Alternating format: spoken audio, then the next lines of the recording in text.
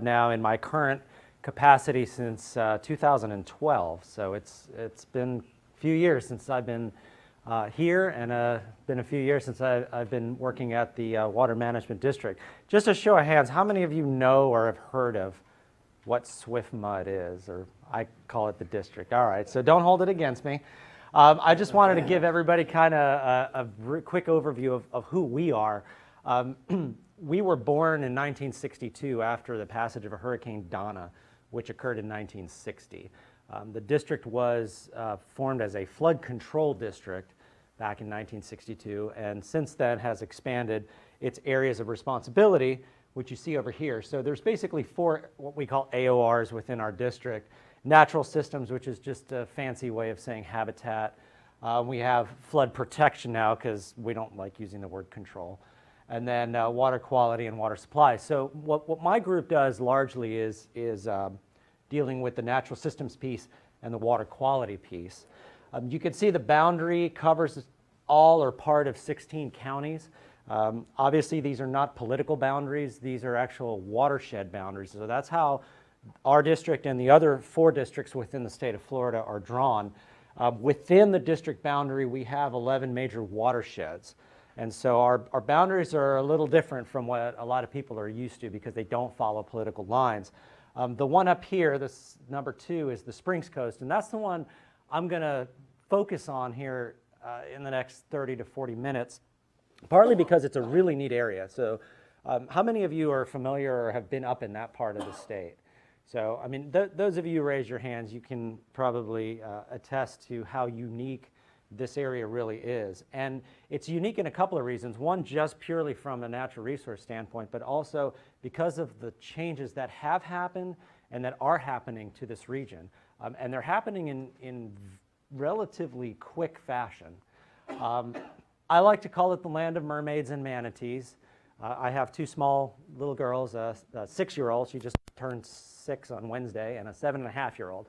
So they're still at the age where I can say, Daddy's going to go work with the mermaids and the manatees, and they kind of believe me, but it's not really working too much as much these days. But basically what the Springs Coast is, and we've sort of coined the term the Florida Springs Coast. It's really part of the Big Bend region, or ecoregion, if you will, also known as the Nature Coast. But this region of the district, known as the Florida Springs Coast, houses about 150 springs that have been documented. It's one of the largest collections of springs in the world. And within those 150, they tend to be in groups. And the 5 largest groups are the Rainbow, the Crystal River, Kings Bay, Homosassa, Chassahowitzka, and Weeki Wachee spring systems. Now, as you can probably tell by this map, 4 of the 5 lie very close to the coast. And so these are coastal systems. They're tidal. They have characteristics of both springs and estuaries, which makes them very, very interesting to work in. And it also presents us with a very unique set of challenges for these systems. This is an example of the Kings Bay Springs Group. There's about 70 springs that we've documented within the 600-acre bay. The difference in the dot colors, the orange ones are the larger spring vents, which we actively sample quarterly for various water quality parameters. The yellow ones are sampled on an annual basis. But this kind of gives you an idea of just in this little area how many springs you can see. This is a video of Weeki Wachee Springs. Matt Van Zandt is a colleague of mine at the district. He's also an avid cave diver and has done some pretty crazy things in these systems. Weeki Wachee is probably one of the most well-mapped and explored systems that I know of in the state of Florida, and they have some amazing video of these places. So when people hear of springs and when they hear of the Springs Coast, this is kind of what a lot of people think of. And I give a lot of presentations to non-technical audiences, so this is always kind of cool to keep people's interest. And, you get to see really cool pictures of springs. But there's a lot more to the Springs Coast than just what I would affectionately call the hole in the ground. The Springs Coast is also home to one of the largest seagrass areas in the United States. It's really, combined with the rest of the Big Bend, it's second only to the Florida Bay seagrass area. What you see over here on the right is our most recent seagrass map that we completed in 2016. And all these various colors just represent different types of habitat classification, most of which involve seagrass. So the dark green, as you can imagine, is dense seagrass. The pink layers here is a combination of attached algae, corals, some sponges, and seagrass as well. All total, we have about 400,000 mapped acres of seagrass in this region, and a total of about 700,000 acres of habitat. So it's a very diverse submerged aquatic habitat, and this is both ecologically important to guys like this and also economically important to the local communities because of tasty creatures like scallops. So it's a very ecologically important region for many reasons, not just the fact that we have springs. I had mermaids in the title, so I felt compelled to show you a picture of a rather attractive merman here. Indeed. Neither was I. The title of my talk, the term mermaids is really just secret code for humans, because the humans have been drawn to these areas for a long time, and I'm now going to get off of that picture because you've had enough of that. This is just some old photographs of Weeki Wachee. No presentation on springs in Florida is complete without a picture of Elvis. So there's Elvis. He did come to Weeki Wachee. It was a big deal. Made a movie just north of Crystal River, Follow That Dream. So you can see what Kings Bay looked like in the 1950s. But these places have always been places that have drawn people. Even the Native Americans, called these areas home. And because of that, they have been impacted. Hold it, I got a package. Hey, maybe it's for me. Oh well, I guess it's not for me. This is a aerial photograph of what Kings Bay looked like in 1944. So those of you who's been to Kings Bay, who kind of knows the area, so y'all know what is this? Guys know what this is? Anybody who likes manatees probably knows this area really well. That's Three Sisters Springs, yeah. So I just put a little circle there to show you where Three Sisters Springs would have been located in 1944. And what this area around here was back in the day was all hydric or forested wetlands. So it's a lot of swamp, basically. So, to use the parlance of the day, it would have been nasty swampland. And the idea was we need to drain all that nasty swamp. And of course, we know now that that was very beneficial. So if we fast forward to today, you can see pretty much all of it on the eastern side of the bay has been replaced by finger-filled canals, developments, a nice borrow pit here in the middle, and the circle again still represents where Three Sisters Springs is today. So the reason I show this is just because, when we talk about the challenges facing the coastal area like the Springs Coast, it's very complicated, and there's a lot of things at play. This is, of course, a major one, which is human development, disturbance. Along with this type of development, we've seen increases in nutrient concentration. We've seen habitat loss, just direct loss of habitat. Recreation is becoming a big issue. Anybody who's been to Weeki Wachee on the weekends knows that place can become a circus. So all these things have cumulative effects and impacts on these habitats. This is an aerial picture of Three Sisters Springs, and you can see all the people kind of harassing the manatee in Three Sisters. It's a very popular spot. This is actually kind of a quiet day in Three Sisters. The manatee population in this region too has increased significantly over the last 20 years or so. In fact, this is kind of dated from 2016, the record of 758 manatees. I believe we broke that in January of 2017. So we're seeing more and more manatees, which is very good for the manatee population, but it tends to put an additional stress as they are sea cows and eat grass, so that puts an additional stress on these resources. This is an aerial of Idiot's Delight, which is a spring just outside of Three Sisters, and you can see all the manatees huddling there to try to stay warm. So yet another issue that's facing these systems that we have to deal with when we're looking at how to manage these coastal systems moving forward through time. And not everything is human related. We have also seen long-term declines in rainfall. Since about 1970, our average rainfall has been in decline, and we don't really see any indication that that's changing. And so what that translates to for these springs is a decline in flow. And that's definitely been evident really across the state. In some regions of the state, overpumping has also been a major issue that has contributed to the decline in flow. In this region, it's largely due to rainfall, and that again is another challenge that we're having to deal with in addition to the human disturbance. Now, the one that really I want to spend some time on is the whole idea of sea level rise, and we had a really good conversation over lunch about sea level rise and sort of what it means. It's really, I'm in an interesting position because I sort of am the person that's between the science and the policy and the public. And so when you think about sea level rise as a non-technical person, as the average person, you know, who watches movies and TV, you know, this is kind of the idea of sea level rise. And until the day that this happens, we're good, right? You know, this will happen like a long time from now in the future. But we know that's not really how sea level rise is working in many parts of the world. It's a gradual rise that we've seen, and these are real data. They're not modeled. They're not made up, as some people might want to believe. These are measured, and so we know that the seas are rising. Our estimates for areas like Crystal River are approximately 1 inch per decade. And that doesn't sound like a lot. Most people hear that and they don't think that's a big deal. But when you think that the average elevation in the city of Crystal River is about 4 feet, that's a big deal. This is a drone shot from Three Sisters. So Three Sisters is right down below us, and it's looking to the west. And I love this picture because you can see the Crystal River over here goes off to the northwest, and it meanders, and it takes about 6.5 miles to get to the open water Gulf of Mexico. But as the crow flies, you're not that far away. And in fact, I love these tidal channels because they almost look like little fingers that are kind of reaching out and getting ready to basically come in and invade, if you will, Kings Bay.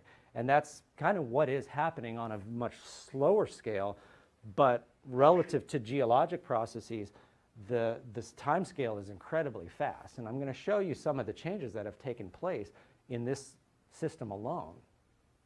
This is another visual that I like to show people. This is from NOAA's website, and it's basically a sea level tracker. You can play with it and you know, look at the differences in sea level. And so this is what the current mean high water level is in the Crystal River Kings Bay area. So just as a point of reference, in this picture you're looking to the west, so you would be flying your drone right here looking out this way. And so I love showing people this because when you look at a 1 foot rise in sea level, you start to see that a lot of these tidal, fresh, and brackish marsh areas basically turn into open water features. And the city of Crystal River sits right here. In fact, I think City Hall is very close to where that green low-lying area would be after a foot of rise. Then you go up to 3 feet and basically Crystal River is now open water. So this is a very powerful graphic that goes beyond just the ecological paradigms that we're talking about. This is more just the survival of a town. And so it's a conversation that is happening that needs to continue to happen because as sea levels do continue to rise, this is the future. You know, and I don't see any evidence to support that it won't continue to become a wetter world. We're seeing a lot of changes along the coast. Even in the 20 years that I've worked in this region, I have seen many changes. A lot of folks who have been visiting these areas in the 50s and 60s have seen enormous changes only in the last 40 to 50 years. And these things are documented. There's a lot of work being done looking at tree island mortality. This is a picture just off of Chassahowitzka. The Nature Conservancy and the University of Florida have been studying these areas for about 20 years now and have been documenting these landward migrations of these palm and cedar islands that are disappearing quite rapidly along the coastal area. Another thing that's happening, you can't really see it in this picture too much, but as these palm islands are being replaced by salt marsh, you're starting to get a succession of mangrove because now that we've had a series of warmer winters, the mangrove are really starting to take off in these areas. So you're sort of seeing a stepped approach going from palm islands to marsh and ultimately to mangroves. Not necessarily a bad thing, but it is happening and it's being documented. A lot of the locals have talked about barnacles. Barnacles are not a very good indicator, and I'm not a barnacle biologist. If anybody knows more about barnacles, I'd love to talk to you. But my understanding is they can get into freshwater areas, but once they become established, they can survive in freshwater. So they're not necessarily a good indicator of sea level increase, but they are an indicator that in areas where you never saw them before, and now they are there, that certain events may have happened, like storms, that have brought them up into areas that they never used to be before. We've seen saltwater fish becoming more abundant. Again, a lot of the locals say, they used to catch bass. Now they can't find them anymore. And then some of these other things I'll talk about in a little bit more detail here. This is just an example of some of the work that the Nature Conservancy has been doing using the SLAM model, which is a sea level rise model along the Nature Coast and the Springs Coast. And not surprising that with these different sea level rise scenarios, you expect to see a loss of your coastal forest and an increase in more of your aquatic habitat, your tidal flats, your salt marshes, and things of that nature. So not really anything groundbreaking, but it is important to put it in context of what we expect to happen as these successional changes are happening in pretty rapid fashion. This is some work that we did with FWC, Fish and Wildlife Service, in Kings Bay, looking at the differences in saltwater and freshwater fish. We've started doing this now every other year in order to track changes in the fish communities, because we know that as these systems get saltier, we would expect to see more saltwater fish in greater abundance. That's not to say that they were not always there. In fact, I think H.T. Odom back in the 1940s had reported a plethora of saltwater fish in Homosassa Springs up at the park. So we know that they were there, and they tend to congregate there in the wintertime when they go up into warmer water areas. But what we're seeing now is we're seeing that the fish are staying more saltwater in terms of the types of fish, and that they're becoming more abundant in these systems. So this is just kind of a schematic of the Weeki Wachee River. I like this one because of those coastal systems that you see. This is the one that really does have a well-defined, what I would consider freshwater spring run. So it's analogous to maybe Rainbow River. And then you get into a more transitional tidal area, and then you get out into the salt marsh and ultimately the open water area. So what's happening? Basically, these boxes are all getting smushed and pushed more landward. And it's happening at a relatively rapid rate. One thing that's missing in a lot of the work that's being done on impacts of sea level rise to these ecological systems that I see is specifically with respect to the submerged aquatic vegetation. So I always tell people that the grass is king, because the SAV, either seagrass offshore or the more freshwater SAV in these systems, is really important. It's important for several reasons, as you can see here. But without the grass, we have seen some major, major changes happening in these systems. And again, it's not just one reason why we're seeing this shift away from SAV dominance. There are a lot of things, as I showed you, that are at play here. So sea level rise is just but one reason why we're seeing this trend. And I'll show you a little bit of information here about that. I like to call this sort of the not-so-natural succession, because what has happened in a lot of these systems, and this is often underappreciated when we talk about impacts to these coastal systems, is really a succession that started out with invasive species. So back in the 1930s, and even really before that, if you go back and you look at pictures from the 20s, from the late 1800s even, you almost always will see hyacinth floating in the background. It was a big issue back in the day, and they did a lot to control it. By the 1960s and then into the 70s and 90s, that's when hydrilla really started taking off in our freshwater systems. Eurasian milfoil, which is a salt-tolerant plant, also became very common in these systems. So by the 1980s, places like Kings Bay were completely covered in hydrilla. We have data to show that, some old maps from the Army Corps back in the 80s, and just personal accounts from people, and some old photographs that show that these places were full of hydrilla. Not surprisingly, the water clarity was really clear. So again, thinking back to what people remember, this whole idea of how these systems should look, the benchmark is back in the 60s and 70s. You had a lot of rain, fresh water, lots of hydrilla, and very clear water. And that's what people remember, and that's what is the current paradigm for a lot of these spring systems. But what happened? Well, by the 1990s, through a series of events, including some misguided attempts to control hydrilla. One example of that is they had the idea of dumping sulfuric acid in part of Kings Bay. Kind of the concept is just like a swimming pool. If you shock it, you kill all the algae and all the nasty stuff, and you have a swimming pool. Makes sense, but didn't work. So they tried that in the 70s. That was a disaster. They tried other things like harvesting, and they used herbicides. And over time, that coupled with events like storms and other saltier incursions of water, we started seeing a transition from hydrilla into more filamentous algae.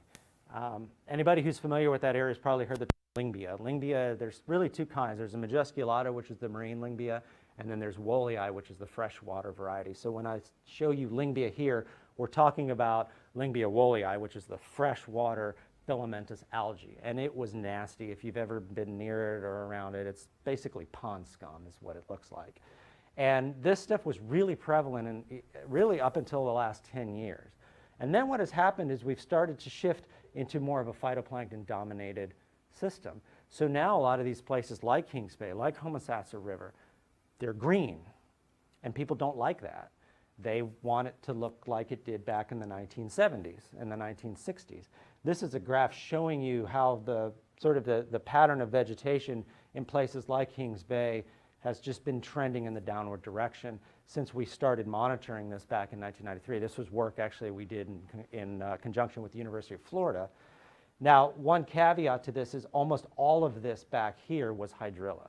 So it looks like, wow, there was a lot more grass back in the day, and there was, but it wasn't exactly the good stuff. It was hydrilla, which is an exotic invasive species. But we've seen over time that gradual decline in grass. This is a terrible picture because it was taken from a video from a helicopter back in 2000. This is in the northern part of Kings Bay called Cedar Cove. But I think you can see all this green stuff here was topped out hydrilla. I mean, these are boat trails that the county would have to use. They have these harvesters. They look like something out of the 50s. And they would drive these things through, and they would use kind of like a paddle wheel to harvest all of this hydrilla and Lyngbia. And I remember this back in around 2000. This is what it looked like. Today, it's like this. There's no more hydrilla. There's no more Lyngbia. This place is predominantly open water space now. Boaters like it, but it's at the expense of clarity. The water's not as clear as it used to be because the SAV are gone. This is a picture in 1978 of Tarpon Hole or King Spring. Those of you who are familiar with Kings Bay, and you can see all the hydrilla in 1978. This place was just packed with hydrilla.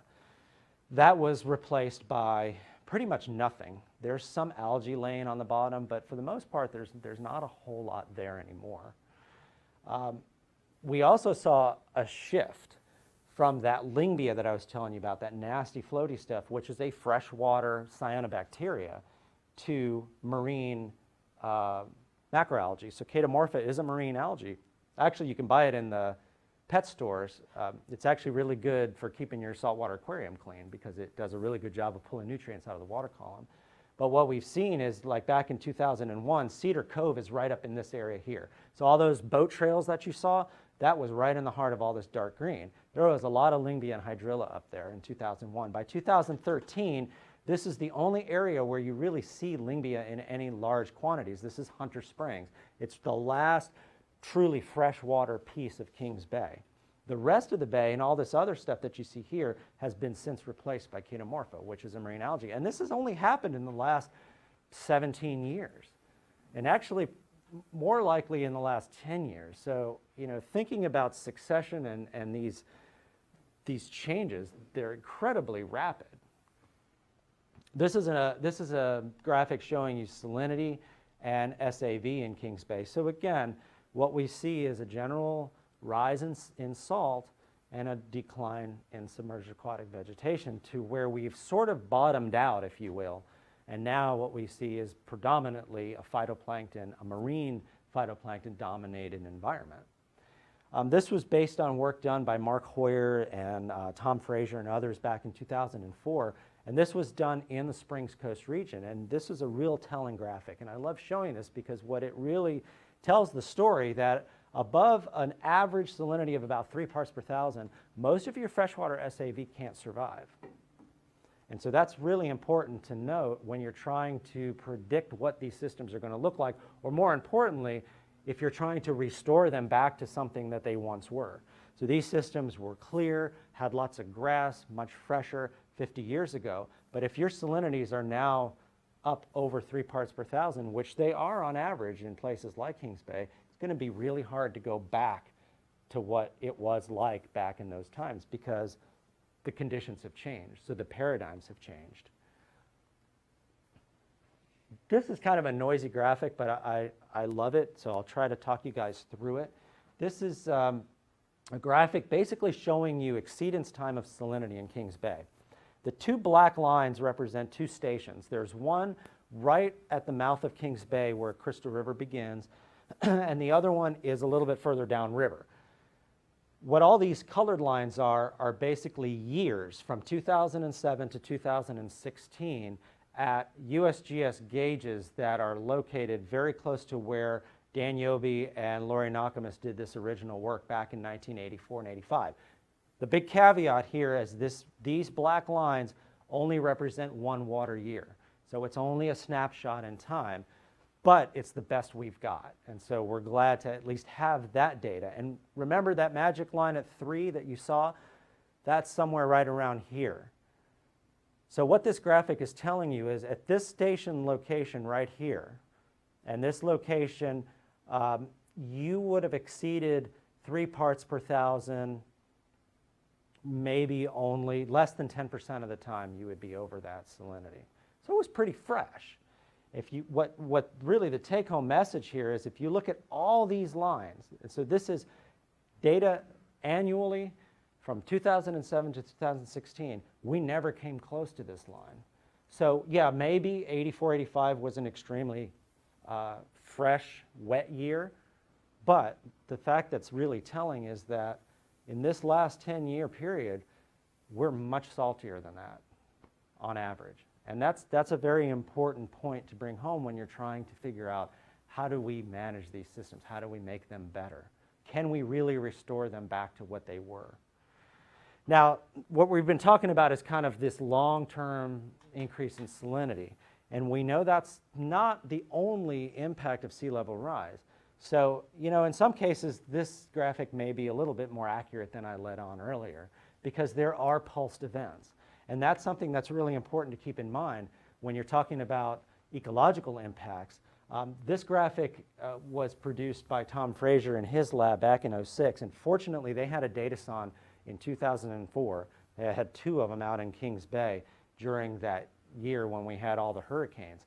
And it really did a nice job of capturing these salinity pulses in Kings Bay over that one period in September of 2004. So this, on top of this gradual rise in sea level, is kind of a double whammy if you're a freshwater plant trying to make a living in this place. Rainfall, again, as I showed you before, also has a big role in regulating salinity in these systems. So it's not just the gradual rise in sea level, but it's also these periodic pulsed events, which with an increase in sea level are likely to become more severe and more common. If you go out to Kings Bay today on a high tide, there are many locations where the water line is at or even slightly above the seawalls. That never happened 20 years ago. And so because that water level is a little bit higher, every time you get a storm passage now, that salinity pulse is going to be more severe and it's going to be more far-reaching. The other thing I wanted to talk about is the water quality piece of this, because we talked a lot about the habitat, but it also has a big effect on water quality. And when I say water quality here, in this case, I'm talking about clarity. So this is just a graphic showing you the annual water clarity in Kings Bay. We sampled 12 stations. They're fixed stations in Kings Bay. And you can see kind of a steady decline in water clarity. Right now in 2017, we're running about a meter. So anybody who remembers Kings Bay even 10 years ago, you would have been up around 3, almost 4 meters. So there's a big decline even in just that small period with respect to the clarity of the water. We have management plans, we call them swim plans, for surface water improvement and management for each of these 5 first magnitude spring systems. And in this plan, our objective is to have a bay-wide water clarity of 6 meters. So you can see we got a lot of work ahead of us. What's driving that clarity? Well, about half of the attenuation of light is from total suspended solids. So this is just a graphic showing you the relationship between TSS and chlorophyll. And TSS, not surprising, is increasing in the bay. If you don't have grass, you don't have anything to hold those sediments in place. They're going to get resuspended, and that's going to drive down your clarity. The other half of the equation is chlorophyll A. So chlorophyll also drives clarity in this bay. So not so much color. The 2 major parameters that drive clarity in the bay are total suspended solids and chlorophyll. Nobody really cares.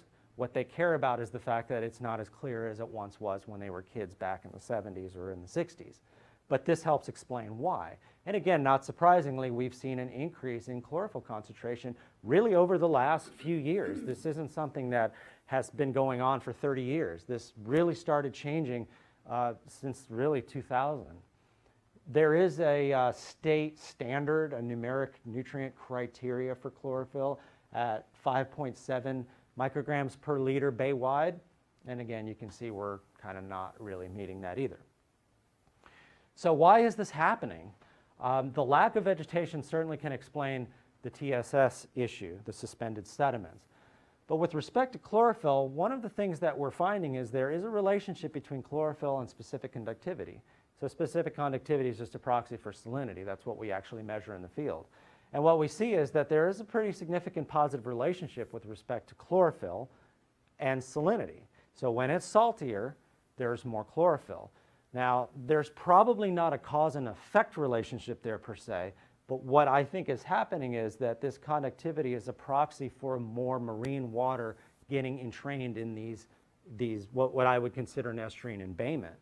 And so the saltier the water, the higher your chlorophyll concentration, because you have marine phytoplankton that are becoming entrained, and with the higher residence times, they're starting to cook in these systems. Bruce Cowell and Clint Dawes did some work for us back in 2006, and they were looking at the source of chlorophyll A. We wanted to know what was producing the chlorophyll. And they found overwhelmingly that it was marine diatoms that were responsible for the chlorophyll production, which then kind of makes sense when you see this positive correlation. If it's marine diatoms that are coming into the system, when it's saltier, you would expect higher chlorophyll. So the bottom line in all of this is that we've been seeing these really stark shifts in the state of most of these coastal spring systems. We've gone essentially from what we would have historically called spring-fed tidal freshwater systems to what we would consider today more of an estuarine embayment.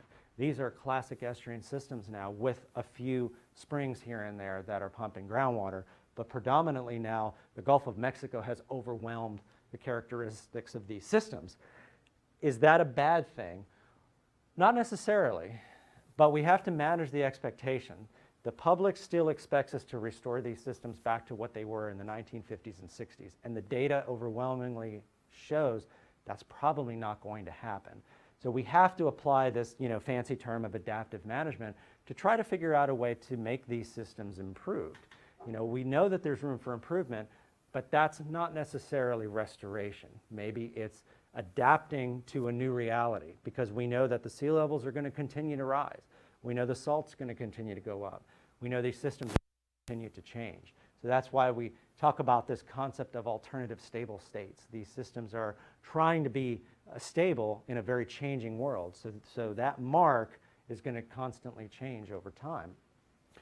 The bottom line that I like to tell people is, although I don't like to tell them because it makes them mad, we will never go back to the 1960s. As much as a lot of people wish we could, it's not going to happen. But that doesn't mean the news is all bad.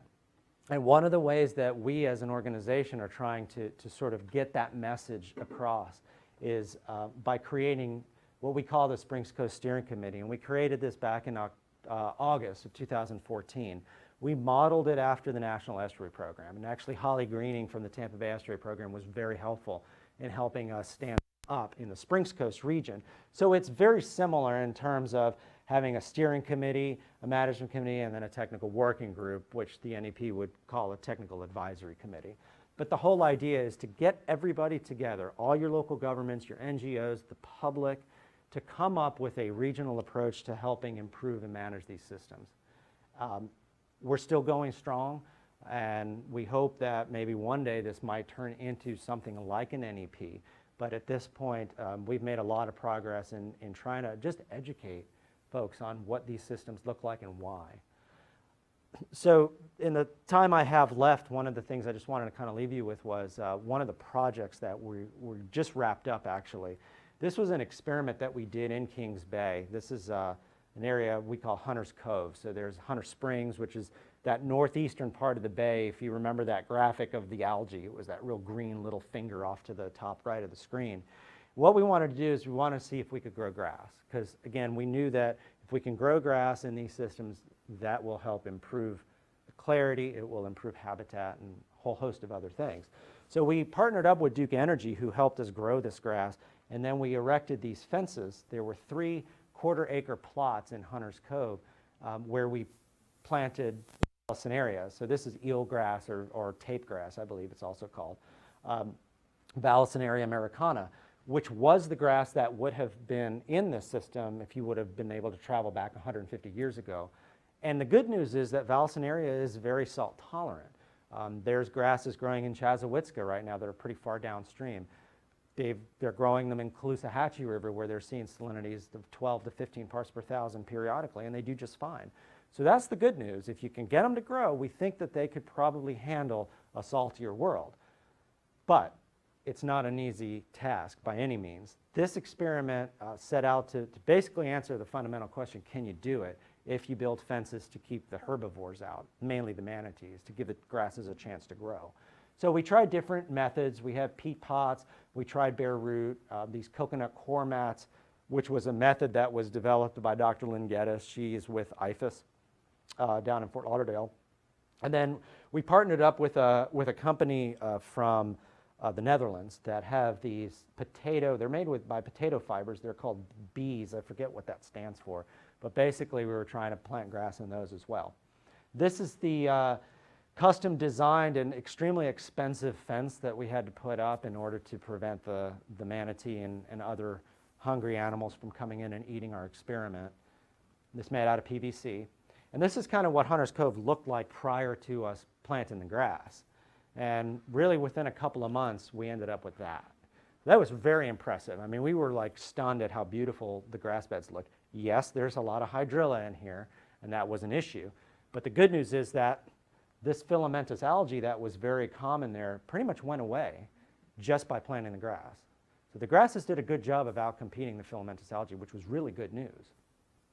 This is a graphic just showing you the coverage of eelgrass or Vallisneria, not to be confused with Zostra, which I think is also called eelgrass. So this is Vallisneria, and you could see that we had quite a nice increase in the, we were using the Brom-Blanquet score and the percent cover of the Vallisneria over just really a few months.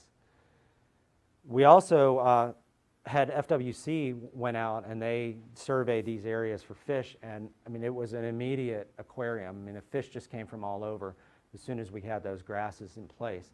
And we saw quite a few species of fish inside our plots and only about 1 or 2 outside of the plots. So it was really stark to see the difference.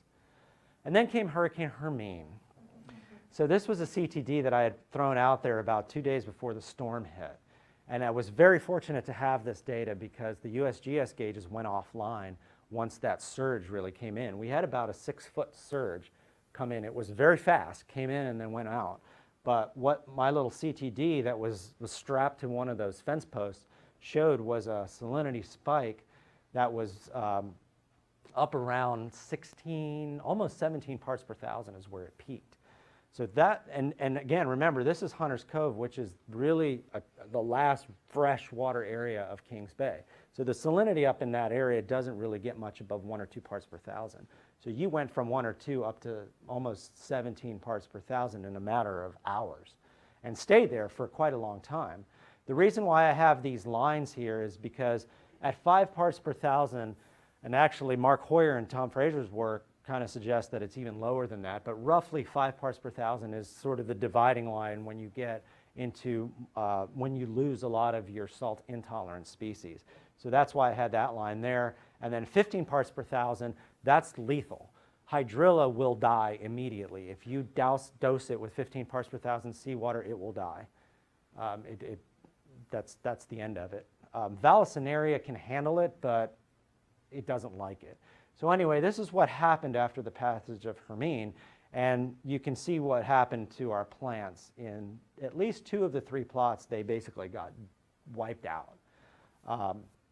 One of the plots, which was the shallowest of the 3, we did start to see recovery, which was very fortunate, but then the manatees broke into our plots, and then we ended the experiment. So, I mean, the bottom line to all of this is that these historical paradigms of this mythical period back in the 60s when everything was, you know, beautiful and there were unicorns and rainbows, we're not going to be able to go back to that because those paradigms no longer apply. The data are very clear that these systems are different, and it's a permanent shift. We're pretty sure of that at this point, if for no other reason, just because we are living in a world of sea level rise. So these systems are more marine, and they will continue to become more marine. So restoration in the true sense of the word is probably very unlikely, but that's not necessarily a bad story. It's actually not bad if you're willing to think outside the box. There are a lot of opportunities. We showed that you could grow grass. Now, granted, it's going to be challenging, and maybe grass isn't the right thing to do. We talked at lunch about oyster habitat. Maybe there's a way to enhance oyster habitat in a saltier world. There are other things like living shorelines that might help as well. There's a lot of opportunities to enhance and even create new habitat in these systems that are changing right before our very eyes. But at the very end of it all, we really need to accept the fact that this is happening. You know, people really have a hard time getting their brain around it because they don't want to think about that, or they want to blame other causes of why these systems look the way they do. But the data are pretty clear. I think that you know, it's going to be a different future, but it doesn't have to be a bad future. I think we can make these systems be very productive, and I think they will be on their own. They just won't look the way they did back in the 50s, 60s, and 70s. And then the last thing I just want to leave you guys with is one of my favorite quotes by one of my favorite presidents. I'll let you read it, but it's a very important quote, especially in this day and age that we live in, because we want to make sure that these systems do function the best that they can for future generations. But again, that may not look the way it did yesterday, but hopefully tomorrow they will still look and function in a very positive way. And so that's my story, and I'm happy to, I think I have time for some questions. So thank you all for having me.